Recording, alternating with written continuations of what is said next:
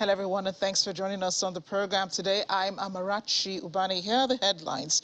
Russian President Vladimir Putin lashes out at Western countries, blaming them instead for wrecking the lives of their own citizens over the war in Ukraine. Our extreme weather conditions continue around the world. In South Korea, tragedy as 7 people die when an underground parking lot gets flooded due to heavy rains. And Britain's new Prime Minister Liz Truss faces her first Prime Minister's questions.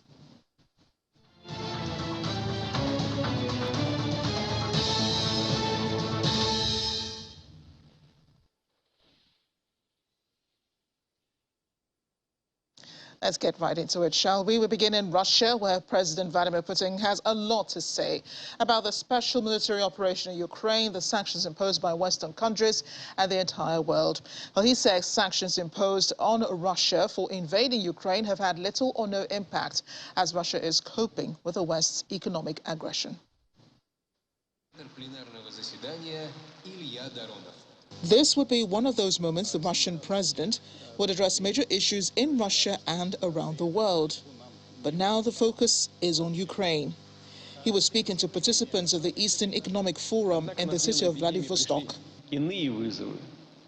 Today, he warned the West that it had undermined the global economy with what he cast as a futile and aggressive attempt to impose hegemony, casting the rising powers of Asia as the future. The United States and its allies imposed most severe sanctions in modern history on Russia for its so-called special military operation in Ukraine.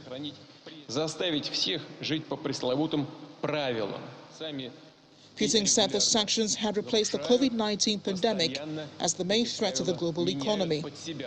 After the pandemic, he says, different challenges arrived that have also been global in nature and pose a danger to the whole world. I'm talking about the West sanctions fever.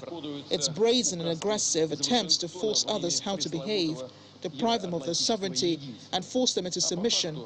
There is nothing unusual about that. This policy has been used by the West for decades. Я думаю, что уверен, ничего мы не потеряли и ничего не потеряем. Speaking further, he said he was sure that Russia has not lost anything and will not lose anything over actions in Ukraine. And I can only say that the main gain is the strengthening of our sovereignty. That is the inevitable result of what is going on now. Yes, of course, a certain polarization is taking place, both in the world and inside the country. I think this is only for the best.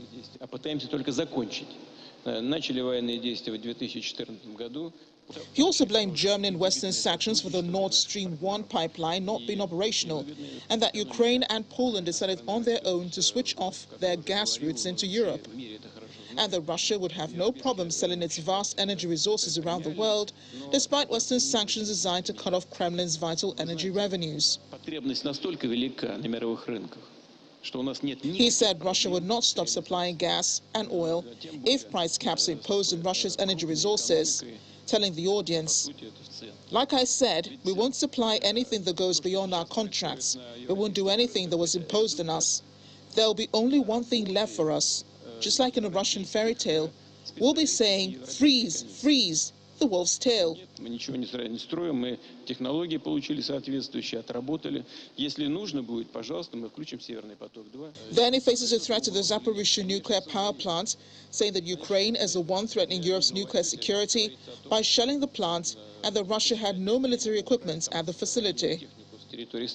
Но на территории станции нет военной техники. President Putin says he trusts the report from the International Atomic Energy Agency, which visited the power station last week. But he criticized the UN body for not saying that Ukraine was to blame for shelling on the site. Kyiv and Moscow both blame each other for military attacks on the site, which has triggered fears of a Chernobyl-style nuclear disaster at Europe's largest nuclear power station.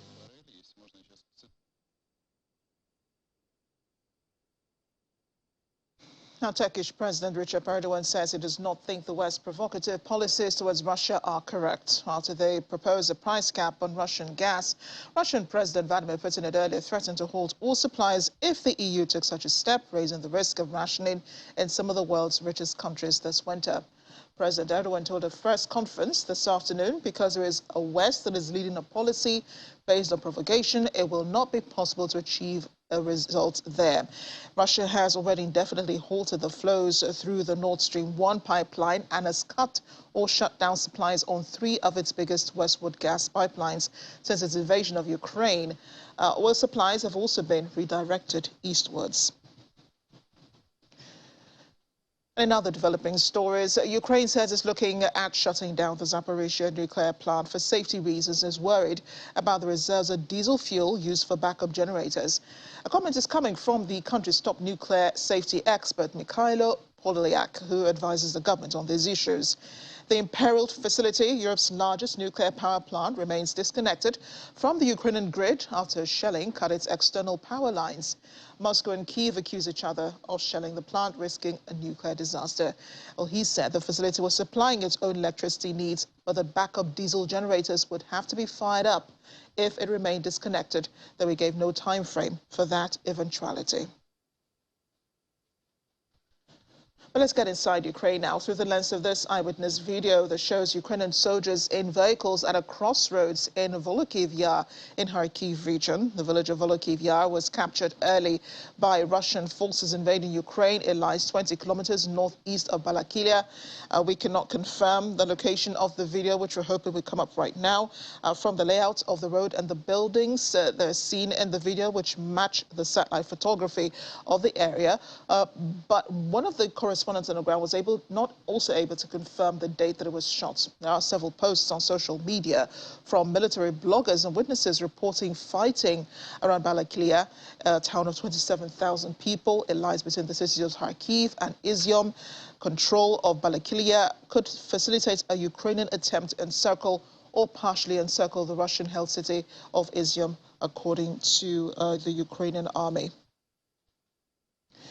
So sorry we couldn't bring you that video. Let's bring in the VOA's Anna Chernikova. She's in Kyiv. Anna, great to see you as always. Now, I'm sure that the Ukrainian government listened to the Russian president as he expressed his thoughts on the sanctions imposed by the West, thousands of them, I might add, cutting off oil and gas supply and blaming Ukraine for the attack on the Zaporizhzhia nuclear plant. Has there been a response to these comments from the Ukrainian government? Good evening. Let's start with President Putin's announcements and comments at the meeting. At the event, we have comments from the Ministry of Foreign Affairs of Ukraine, Mr. Dmytro Kuleba. I would quote him. He said that Putin has just publicly confessed to the crime of aggression against Ukraine, as Putin during his speech mentioned that we did it consciously. Mr. Kuleba said that I once again call on all states back the creation of the special tribunal for the crime of aggression against Ukraine. The crime is on the plain side. Justice must be served. This is so far one of the main reactions, and the main, I should say, reaction from the Ukrainian officials. It might be that President Zelensky also will mention something about the speech in his every evening, in his evening speeches he's doing every day, but we will see. We will have to wait for this. In general, Ukrainian authorities have already, I think, said a lot about any kind of such comments, because Ukrainian authorities have already confirmed previously that that Russia did it on purpose. So Ukrainian position was from the very beginning that it was planned action and with certain purpose, and that whatever again Russian side is blaming Ukraine in any aggression or anything like that, this is basically something that none of the countries in the world confirms that Ukraine, planned any aggression. But we have this war at this point of time. So I think that for the moment, I should say that the main reaction is that special tribunal should be created to judge the actions of the Russian state. But this is again, for the moment, what we have from the Ministry of Foreign Affairs of Ukraine. Yeah. And does Ukraine think those sanctions are working on Russia? President Volodymyr Zelensky has for weeks now been calling on European countries to impose more debilitating sanctions on Russia, as sanctions will cripple its economy. But as we've heard President Putin say, those sanctions have been good for the Russian economy. In fact, it's strengthened the Russian economy, he says, and the rest of the world might even be looking to Asia at the moment. You know, this comments definitely, comments for Russian people, I guess, because this is something that Mr. Putin, as president of his country, should probably ensuring his people that nothing is wrong. But again, if we look at the international analysis of different experts from different countries, and again in Ukraine as well, everyone understands that sanctions are working, but of course they are not fast to work. So sanctions take a lot of time, sometimes more, sometimes less. But we definitely can see that, and also reports that we hear from the inside of Russian state, that well, it would be not correct to say that Russia is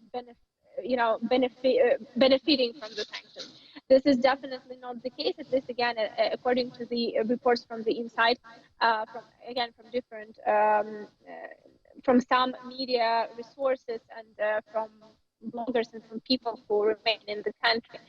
But Ukraine Ukraine understands that sanctions will take time to work, and this is why Ukrainian authorities and President Zelensky in particular encourage Europe to continue with this kind of politics, because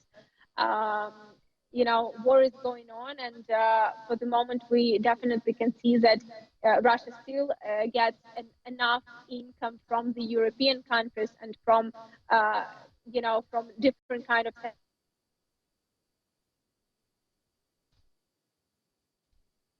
I do apologize. Seems we've lost connection with Anna. We'll try to reconnect with her and continue this conversation. But speaking of gas prices going up, which we'll be discussing with Anna in just a minute, the European Commission President Ursula von der Leyen says the Commission will be proposing a price cap on Russian gas, alongside measures including a mandatory EU cut in electricity use and a cap on the revenue of non-gas power generators. Some EU countries which would need to approve the EU proposals are wary of capping Russian gas prices in case that costs them the dwindling supply that they still receive from Moscow. Ms. von der Leyen outlined the EU's upcoming emergency proposals to lower soaring gas and power prices, which have hiked bills for households and hammered Europe's energy-intensive industries. She also says the EU wants to cap the revenue of non-gas fuel generators and rechannel their unexpected profits into measures to support households and companies. India was at the forum in Vladivostok today. Prime Minister Narendra Modi attending via video conference, saying India is keen to boost cooperation with Russia, particularly in the areas of energy and cooking coal. The Indian Prime Minister also called for a diplomatic and peaceful solution to the Ukraine crisis. India has refrained from condemning Russia, given its long-standing security ties, and sharply boosted Russian crude oil purchases in recent months. More on those energy prices now. Austria's government has outlined a plan to help households cope with these soaring bills by partly subsidizing costs beyond what it calls a pre-crisis level. According to Energy Minister Karl Nehammer, a plan which must still be approved by Parliament would provide the average household with around €500 in aid per year until June 2024 and cost roughly €3 to €4 billion. Austria would automatically reimburse up to 30 cents per kilowatt hour, and households are charged beyond 10 cents per kilowatt hour up to an annual limit of 2,900 kilowatt hours. According to the Energy Minister, he also says 2,900 kilowatt hours was 80% of the average household use. A power market regulator, E-Control, however, says roughly half of Austria's households use less than 2,500 kilowatts per hour a year. But the economists whose idea the plan is based on criticize the plan because the subsidized amount is based on a single national average rather than tailored to each household, meaning it will be simply too high or too low for many and thus provide less encouragement to reduce power consumption.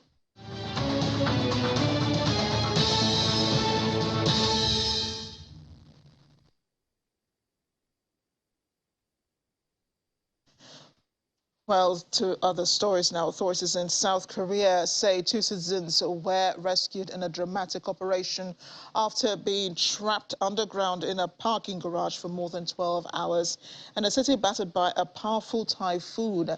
Typhoon Hinamor tore through South Korea's southern industrial hubs this week, leaving at least 10 people dead, 2 missing and thousands more displaced. In the southern city of Pohang, the 2 people were rescued late on Tuesday from underground parking lots inside an apartment complex where 8 people went missing while trying to save their cars. Officials said both were found alive near the car park's entrances, with a man in his 30s clinging to pipes while a woman was sitting on large panels used as construction materials. More than 170 members of the local fire stations, the military and Coast Guard joined forces in the rescue efforts, wading through meters of muddy water to find survivors.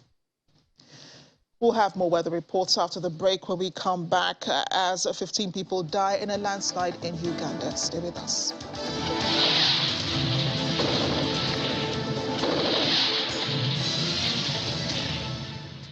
Welcome back to the world today. Climatic conditions causing troubles all over the world. A drought in Africa.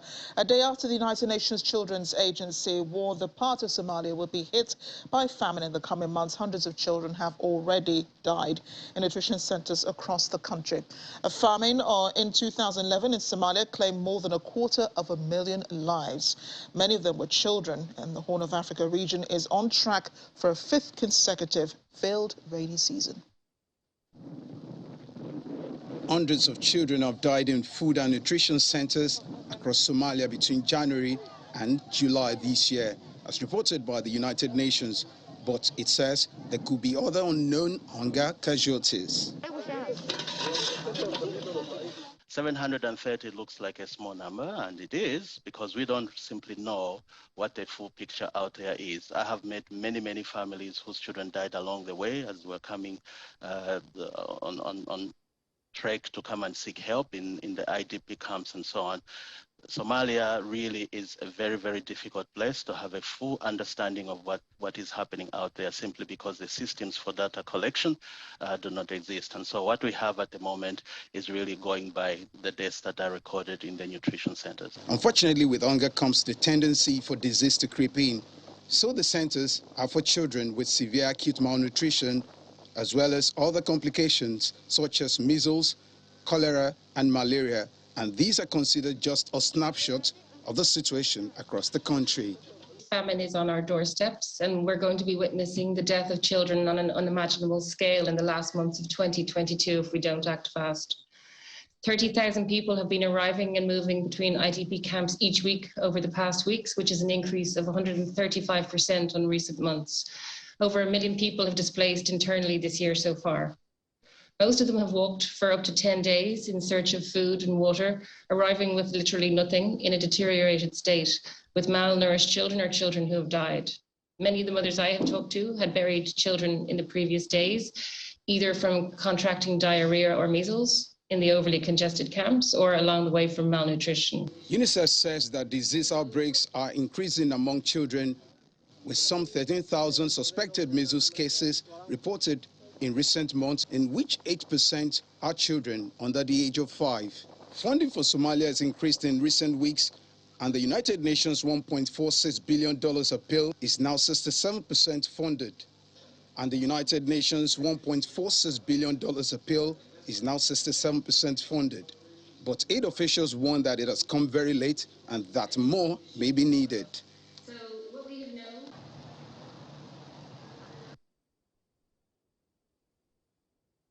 Well, staying with Somalia, the United Nations humanitarian chief Martin Griffiths says the reality caused by the drought in the country is unprecedented, warning the possible horror of famine coming to the Horn of Africa. He has described the immense suffering of the displaced people he's witnessed, adding that 3 million animals have died in Somalia alone or being sold because of the continued drought. The reality of the consequence of 4 failed rainy seasons, unprecedented, by the way, even in Somalia, for God's sake, and the likelihood in October to December of the failure of a 5th, as predicted by meteorologists, including from the UN, and the likelihood of a 6th in January, March of next year. This has never happened before in Somalia. So all those pictures that we all grew up with, this is unprecedented. And it is for that reason that we've been banging the drum and rattling the trees and trying to get support internationally in terms of attention, prospects, and the possibilities and the horror of famine coming to the Horn of Africa. Hunger is a gateway to disease. So what that means is if you're going to try to save people from famine, you need to do it through bringing health, nutrition, water supply, and food inputs together in one package to people who are at risk of dying from famine and from hunger behind it. 3 million animals have died in Somalia alone, or being sold, because continued drought, continued failure of rainy seasons means that a generation's way of life is under threat. And what is so clear about people under threat and under stress, they calculate the margins more than the rest of us. So what do we deduce from that? We need to help them with alternative livelihoods.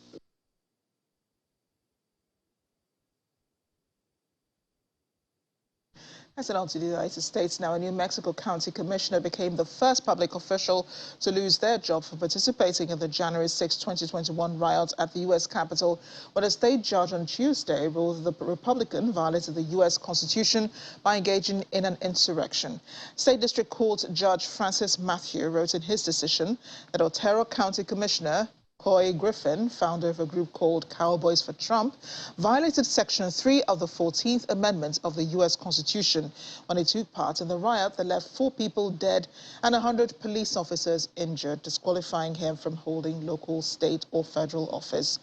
On January 6, Griffin joined thousands of people at the Capitol. He breached security barriers outside of the building and eventually assumed a leadership role in the mob and egged on the violence, according to the judge. Griffin incited, encouraged, and helped normalize the violence, according to Matthew. His actions were overt acts in support of the insurrection. He's the first elected official to be removed from office for the involvement in the riot.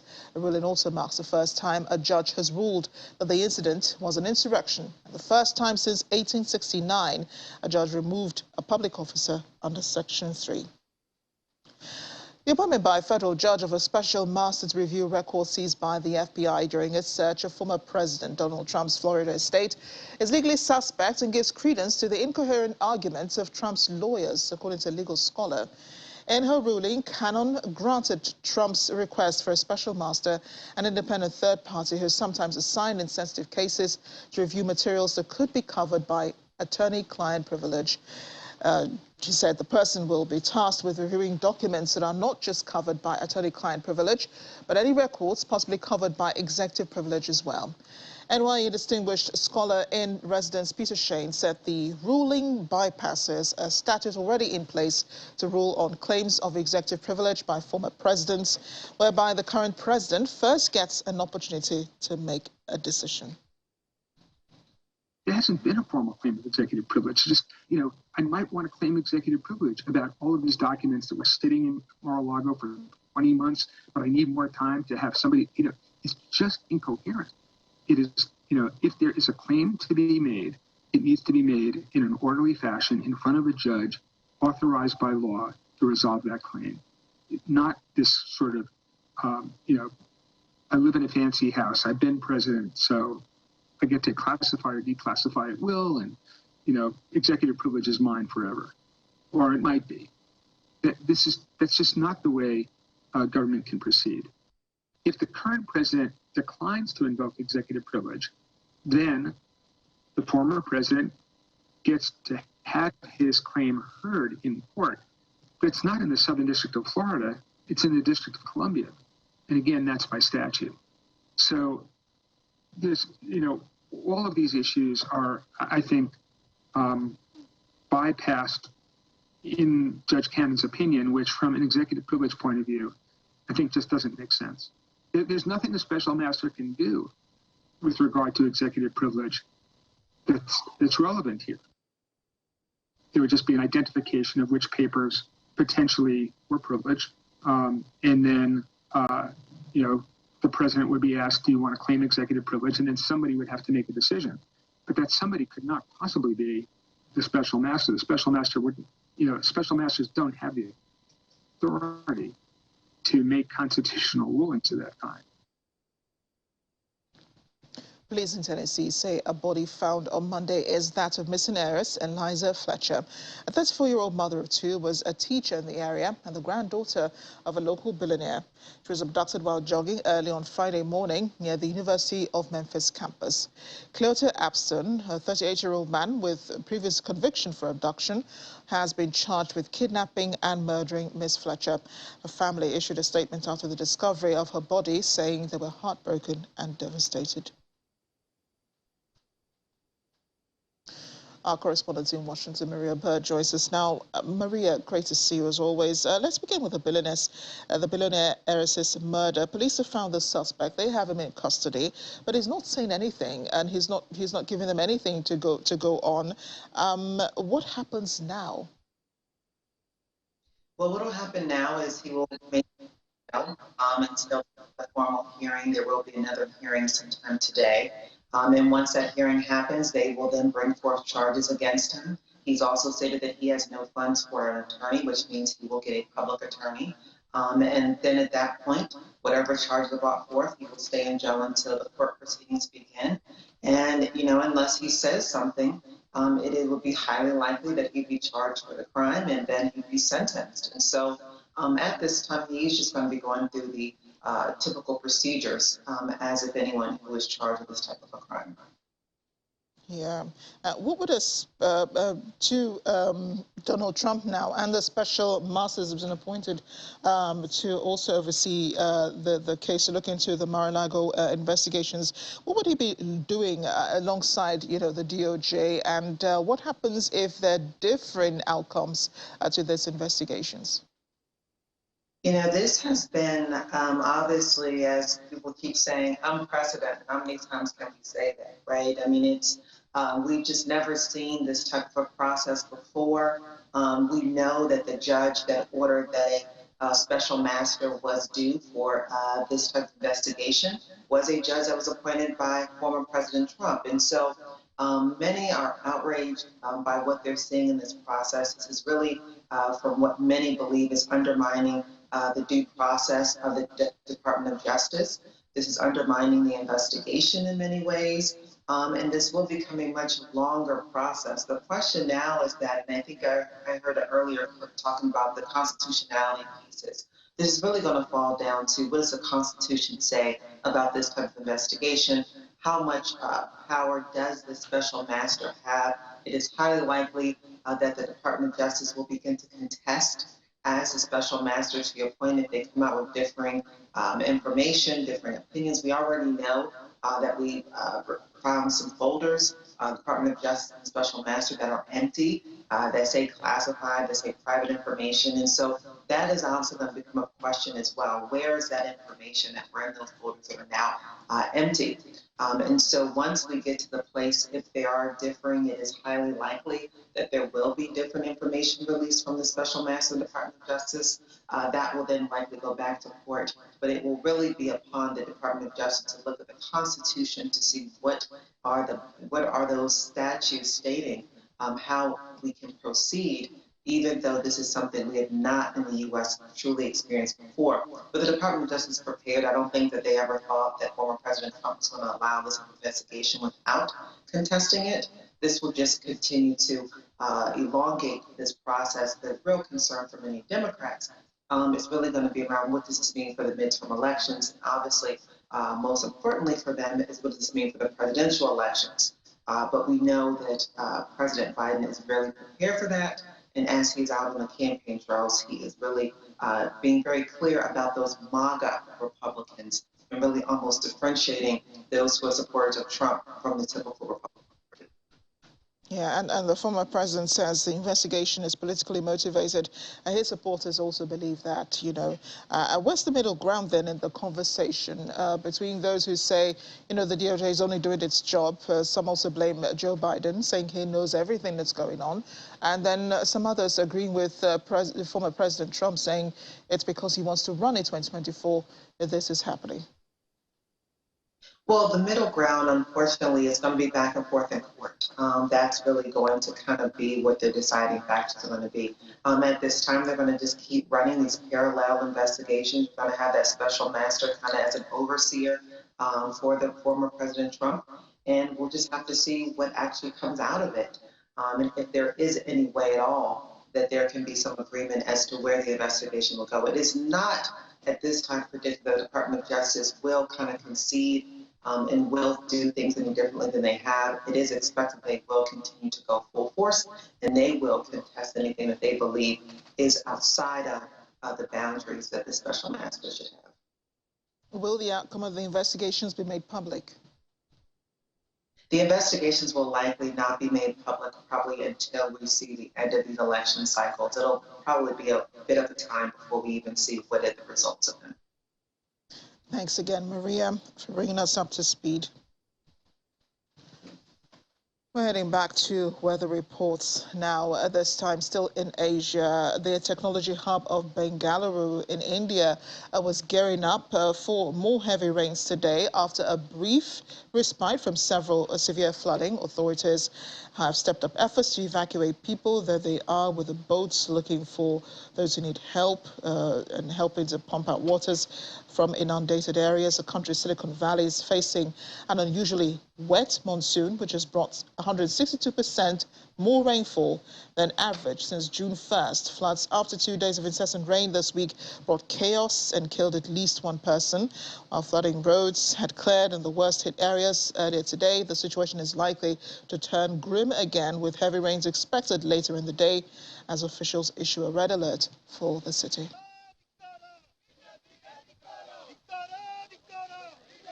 There's so much traffic in this area, like Balandur.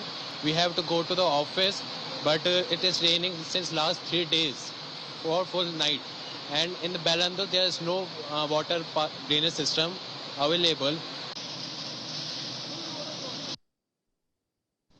At least 74 people have died in the 6.8 magnitude earthquake that struck China's Sichuan province. Authorities are still looking for at least 26 people, while nearly 300 people have been injured. The devastating quake left 40 people killed, 14 others missing, 170 wounded in Guangxi, Tibet Autonomous Region, where Luding County is located. 34 people were dead, 12 missing, 89 injured in neighboring Yan City. Rescue and relief operations were in full swing on the third day of the quake, with over 2,700 military and armed police personnel dispatched by the Western Theater Command of the People's Liberation Army. Now, just yesterday, 2 military helicopters flew to the quake-hit areas and moved 3 seriously injured people to an airport. The injured were then carried to the General Hospital of Western Theater Command for treatment. Later, the helicopters transferred 22 trapped residents to safe areas in Moji town, the epicenter of the quake, and airlifted another 3 seriously injured people to a local hospital for treatment.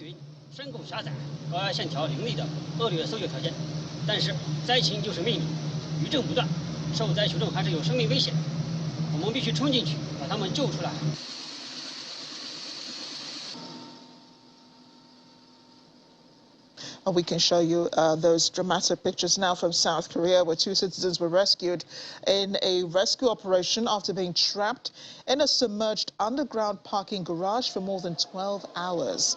In a city battered by a powerful typhoon, Typhoon Hinnamor tore through South Korea's southern industrial hubs this week, leaving at least 10 people dead, 2 missing and thousands more displaced. In the southern city of Pohang, the 2 people were rescued late on Tuesday from the underground parking lot inside an apartment complex where 8 people went missing while trying to save their cars. Officials said both were found alive near the car park's entrances, with a man in his 30s clinging to pipes, while a woman in her 50s was sitting on a large panel used as construction material.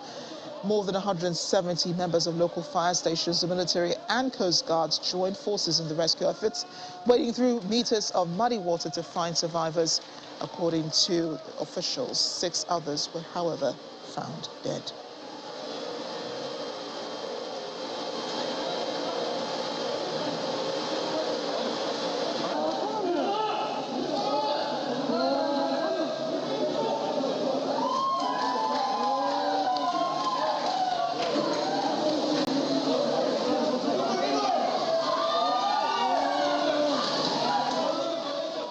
Well, landslides triggered by heavy rainfall have killed at least 15 people, mostly women and children, in Kasisi, western Uganda. Some homes were also washed away by floodwaters all through the area located on the foothills of the Rwenzori Mountains.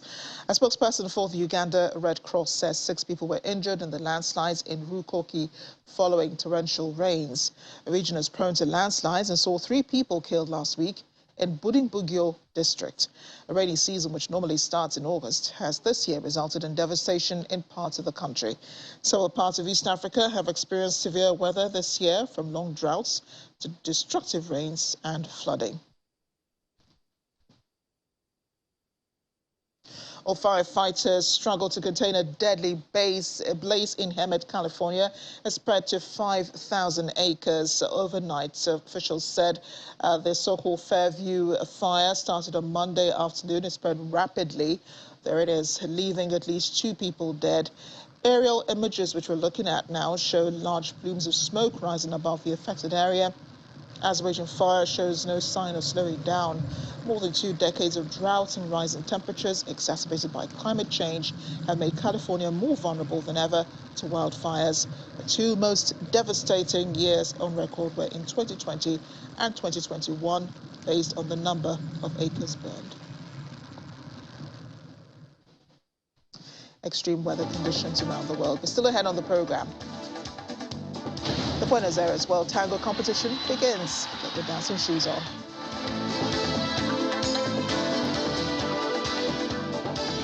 Welcome back. You're watching the last lap of the world today. 3 days after a deadly stabbing spree in Saskatchewan, the surviving suspects' whereabouts remain unknown. Announcement of a possible sighting of Miles Sanderson in James Smith Cree Nation area on Tuesday turned out to have been a false alarm.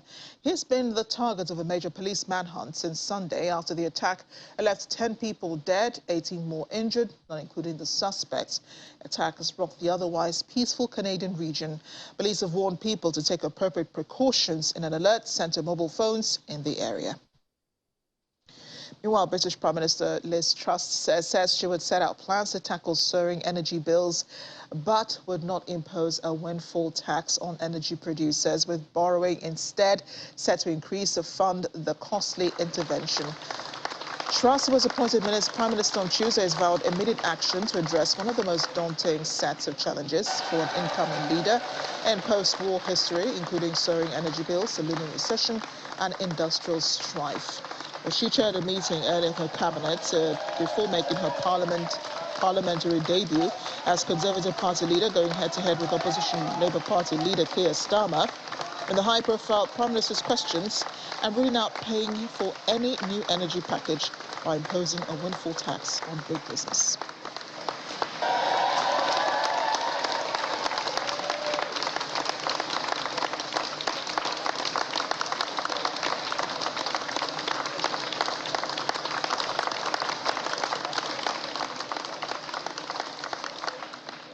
Once shunned by mainstream parties, the anti-immigration far-right Sweden Democrats look poised to be main power brokers in the country's general elections on Sunday, embraced by a right-wing opposition that has come to see them as key to ending nearly a decade of social democrat rule. Formed in part by activists with neo-Nazi and white supremacist ties in 1988, the Sweden Democrats has seen support grow in the 12 years since the party first entered parliament as its leader, Jimmy Åkesson, toned down its extremist image. A 43-year-old has taped into voters' concerns over mounting gang violence. A government says is linked to poor integration of many of the 2 million new Swedes who have arrived over the past 2 decades. Opinion polls put Åkesson's party at about 20%, while behind the Social Democrats. But ahead of moderates, traditional head of the right wing, whose leader of Kristersson is expected to become prime minister if the bloc wins the September 11 election. Such a win would give Åkesson unprecedented influence of the new government. Albania severed diplomatic relations with Iran and ordered Iranian diplomats and embassy staff to leave within 24 hours, saying an investigation had found the Islamic Republic was behind a cyber attack on the country in July. The United States also said it concluded after weeks of investigation that Iran was behind the reckless and irresponsible July 15 cyber attack, said it would support its NATO ally. The two countries have had tense relations since 2014, when Albania accepted some 3,000 members of the exiled opposition group People's Mujahideen Organization of Iran, also known by its Farsi name Mujahideen el-Khalq, who have settled in a camp near Durrës, the country's main port. Albania has previously said it had foiled a number of planned attacks by Iranian agents against the Iranian opposition group. Back in Africa, for the first time, Egypt's Transport Authority has hired 2 women to drive the capital's metros. Before taking the helm, the women were trained for months and are excited for more females to join in. 2 Egyptian women considered the first to be trained and hired as underground metro drivers, are hoping they'll pave the way for more females to join the field. Hend Mahmoud and Susan Ahmed were trained for months by RATP Development Mobility Cairo, RDMC, the company operating the country's 3rd metro line, before they took the helm. When I saw the advert for the job, I was so excited. I felt I could succeed in this position, coupled with the fact that it is the first time in Egypt. And I thought it would be great for me to be one of the first women to be in this place. The training prepared me to be responsible for the train without being afraid. In recent months, Egypt's Transport Authority has opened new lines for the metro connecting various areas of the capital. The biggest challenge, yet I see it as normal, is people's bewilderment. I even expected worse reactions, but to the contrary, most of the reactions were positive. A lot of people were very encouraging. A lot of people came to us after the end of our shifts to wish us good luck, and a lot of women were excited and asked us how they could apply to become metro drivers like us.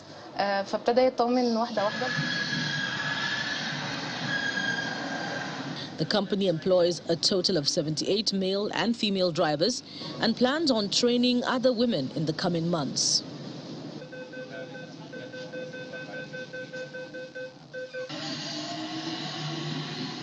We'll see in a minute. The moment a bridge collapsed in the Democratic Republic of Congo as it was being inaugurated. There it is. Wow. That video posted online, sharply suited dignitaries could be seen gathered on the footbridge in the capital, Kinshasa. But just as an organizer cut the ribbon, the bridge buckled. Both handrails broke off, and the central section slumped into the stream a couple of meters below. Spectators shouted with apparent glee as VIPs struggled to get back into firmer ground. No one was reportedly hurt in the incident.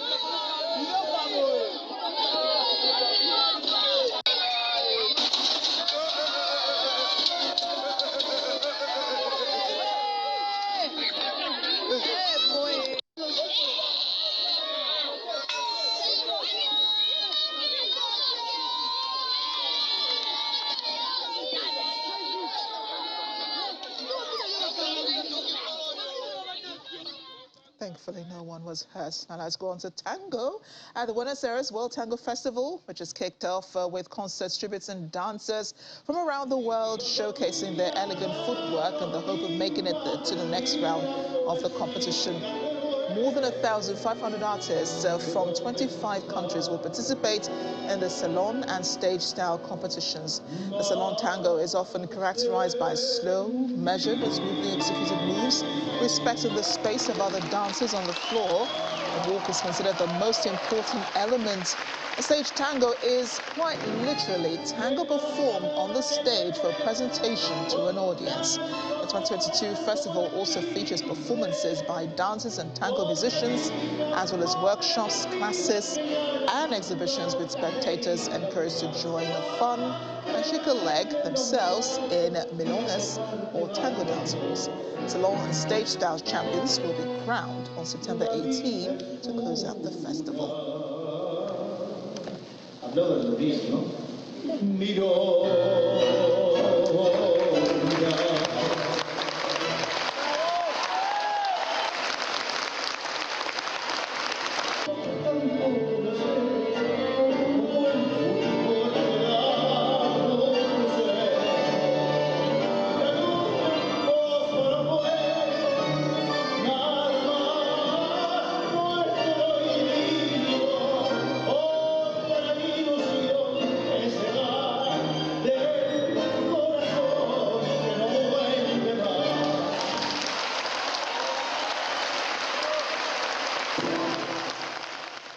Well, even the musicians are feeling the music. Thanks for watching. I'm Amarachi.